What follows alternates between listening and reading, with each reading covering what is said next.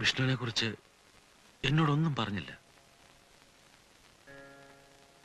കല്യാണിയുടെ ഭർത്താവിന്റെ വേഷം കെട്ടാൻ ഒരു നടൻ, അതിനപ്പുറം വിഷ്ണുവിനെ കുറിച്ച് ഞാനും ആലോചിച്ചില്ല. വിഷ്ണു ചെയ്ത കുറ്റം തികച്ചും പേഴ്സണലാണത്. ഇപ്പോ അതിനെപ്പറ്റി ഞാൻ എന്തെങ്കിലും പറയുന്നത് ശരിയല്ല. പക്ഷേ എല്ലാം അറിഞ്ഞിരുന്നുകൊണ്ട് എന്തിനാണ് അവളെ മോഹിപ്പിച്ചത്? എന്തിനാണ് അവളുടെ ജീവിതം കൂടി തൊലച്ചത്? ഒന്നിനും എനിക്ക് മറുപടിയില്ല. ഒരു ജീവിതത്തെക്കുറിച്ച് സ്വപ്നം കാണാനുള്ള അവകാശം പോലും ഇല്ലാത്തവനാണ് ഞാൻ. എനിക്കറിയാം. എന്നിട്ടും എനിക്ക് പോലും അറിയാത്ത എൻ്റെ മനസ്സ് ഞാൻ പോലും അറിയാതെ വിട്ടുപോയി. പാടില്ലായിരുന്നു, അരുതാത്തതായിരുന്നു. അറിയാം. ഒന്നും അറിഞ്ഞുകൊണ്ടല്ല. എല്ലാം അവസാനിക്കും മുമ്പ് ഒരു നല്ല ഒഴിവ് കാലം നിങ്ങൾ എനിക്ക് തന്നു. നന്ദിയുണ്ട്. അവസാനമായി എനിക്കൊന്നേ പറയാനുള്ളൂ. എന്നോട് ക്ഷമിക്കണം. മാപ്പ്.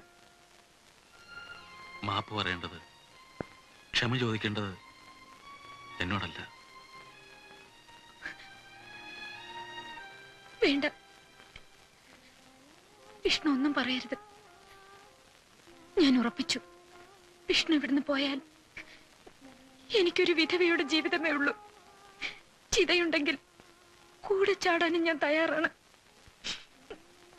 ഞാൻ ആരെയും കുറ്റപ്പെടുത്തുന്നില്ല, എന്റെ വിധിയെപ്പോലും. ഒന്നു മാത്രമേ എനിക്ക് ആഗ്രഹമുള്ളൂ. അച്ഛൻ ഇതൊന്നും അറിയരുത്. അവസാനത്തെ ഒഴിവുകാലത്തിന്റെ കുറെ നല്ല ഓർമ്മകളുമായി അദ്ദേഹം തിരിച്ചു വയ്ക്കട്ടെ.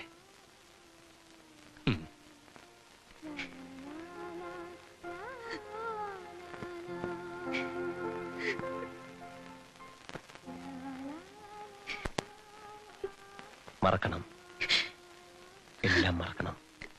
കഴിയോ എനിക്ക്? വിഷ്ണുവിന് തോന്നുന്നുണ്ടോ? ഒന്നും ആശിക്കാതെ അവസാനം വരെ തമ്മിൽ കാണാതെ പിരിഞ്ഞിരിക്കാനും ഞാൻ ഒരുക്കമാണ്. പക്ഷെ കുറെ കാലം കൂടെ ജീവിക്കാൻ അതിനുള്ള സമയം പോലും വിഷ്ണുവിനില്ലല്ലോ.